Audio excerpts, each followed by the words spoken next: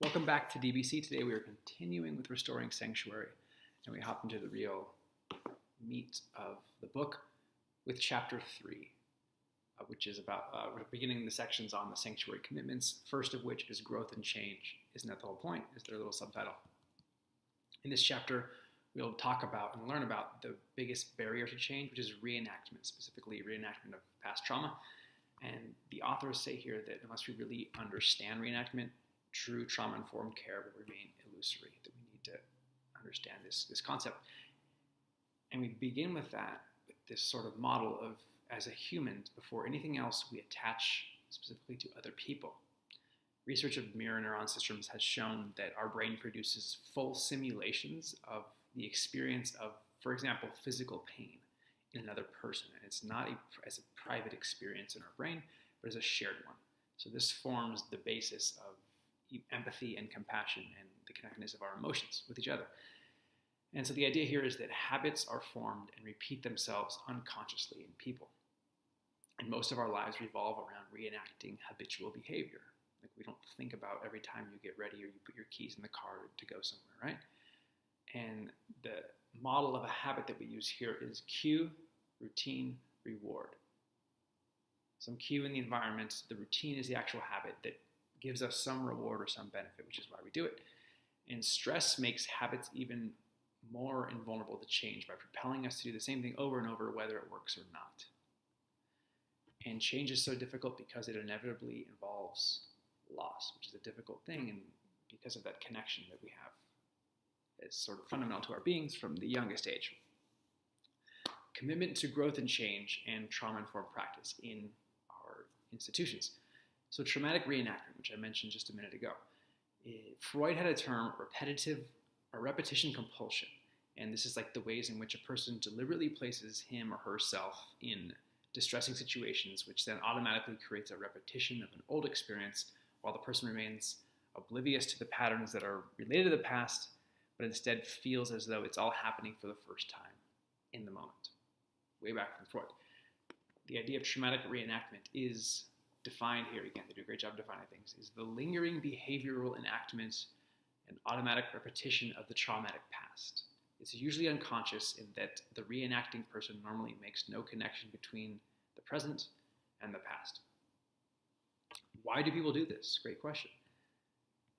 There are many theories. Some is that they're trying to master the experience that they had, seeking punishment for real or imagined crimes. They're addicted to the state of arousal that they get.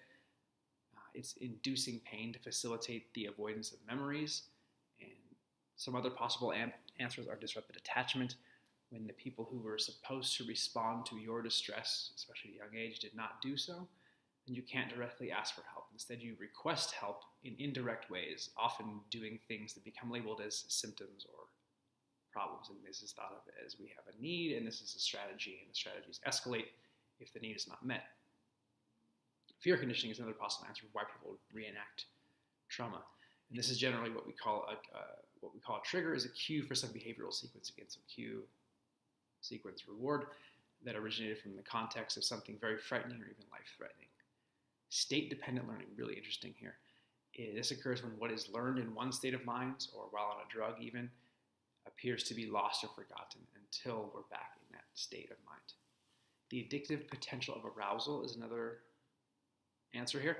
The body produces endogenous, which means just made in the body, opioids, and people can become addicted to trauma or the release of those chemicals that they get. So they put themselves in the conditions of otherwise avoidable danger, because they unknowingly seek the relief they will get from the effects of these endogenous or body-produced opioids. Loss of language is a symptom of speechless terror when trauma is encoded non-verbally. Failed enactments is another one. Some beginning sort of abortive image forms toward enactment in a more positive way that is never possible to achieve. So a schema for enactment that is never completed, that continues to press for enactment, ends up being reenacted in current relationships. Self-fulfilling prophecies was when a false definition of a situation that evokes a new behavior that makes the original false conception seem true. The Pygmalion Effect in classrooms and at work. The Pygmalion Effect is the idea that people will actually rise or fall to the expectations that you set for them.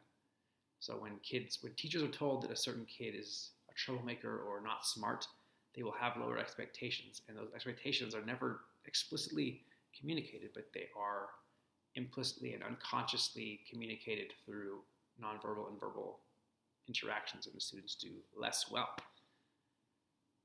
For short-term sense of the future is another reason for traumatic reenactment, and this is that trauma survivors have difficulties in anticipating the consequences of their behavior. This function is thought to take place in the hippocampus of the brain, and we know that the hippocampus can be damaged by psychological trauma. So there's this idea of not being connected to consequences in the future. That's all the individual stuff. Now, this book is about organizations. So what is the organizational commitment to growth and change? And the reason why here is because if helpers and supporters, we have not changed the trajectory of our clients are on, then we have not done our job effectively, right? So when there are imminent safety concerns, our vision in an agency narrows. Outside of an agency as well, but specifically here in an agency, our vision narrows.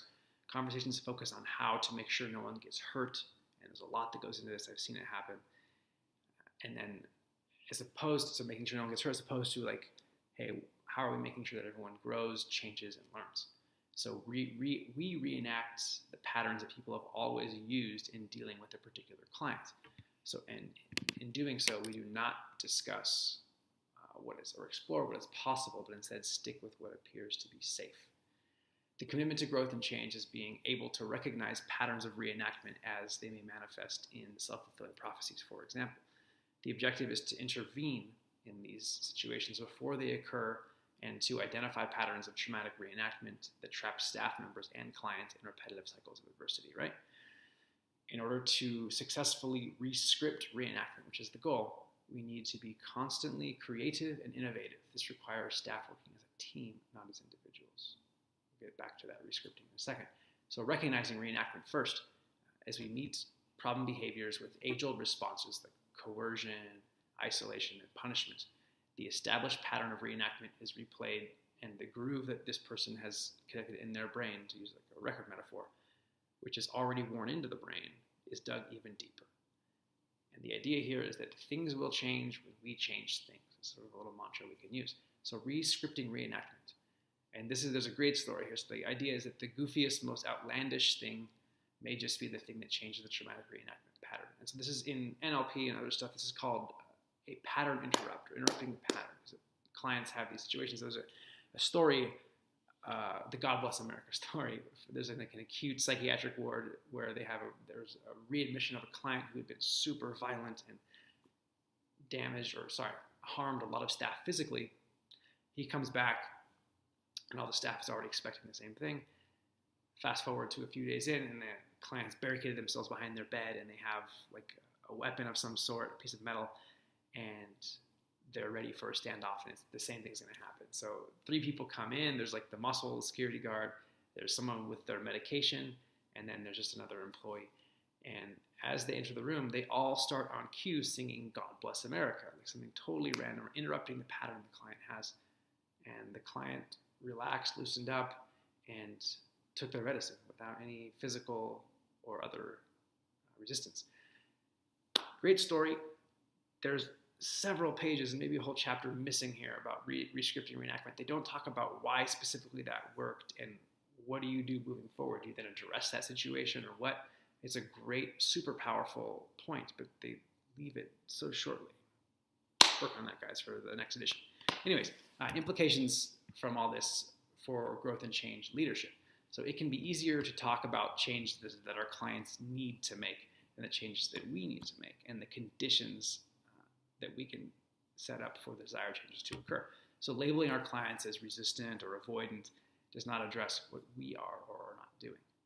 Just like our clients addressing somebody else as opposed to themselves, right? So for solving problems in our agencies, there's an image that they give. And this is like moving rocks, like large boulders, even from a yard. And the author says this, because none of these rocks are perfectly round, they do not roll straight. And when you try to roll them, they take some rather circuitous routes. But I've found that the key to rolling a rock is to keep it moving. And if it starts to go off course a little bit, that's okay. Or even if it starts to go off course a little bit, keep it moving.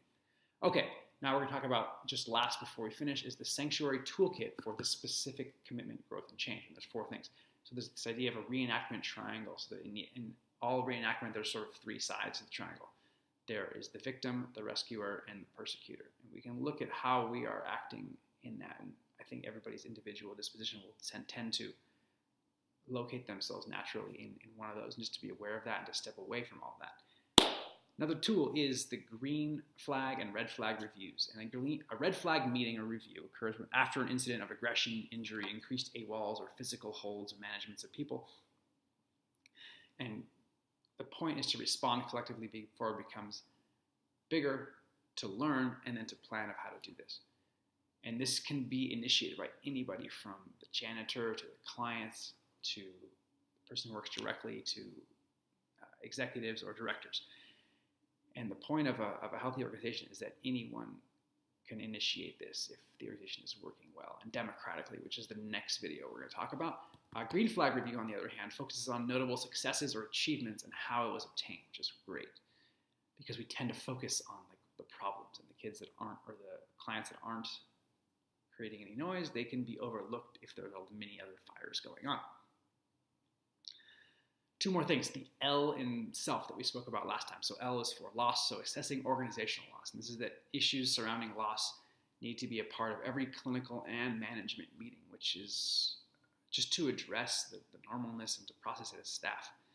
There can be rituals for loss, such as when a department closes down. There was a great story in this chapter about a department closing down and how all the staff got together, because this has been going on for decades, and people that retired or even died were all notified, and they ended up collecting a bunch of media images and having a sort of a farewell lunch. The F in self is, and we can talk about the future, so scenario planning and managing from the future. And this is the idea that we can sort of place ourselves standing in the future to look backwards from that imagined future. Decide what you have to do today, tomorrow, next week, next month, next year to get to that future. So what do you have to do? Make a plan and follow through with it. And this idea that loss and the future are connected, this L and the F.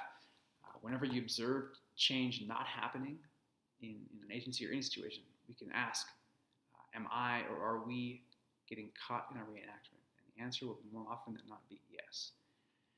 And 2 final questions we can ask ourselves about this is that what happens if nothing we do works as an agency or as individuals? And then what happens if we are successful? Thank you for tuning in this time. And we will see you next time for the second sanctuary commitment, which is about democracy.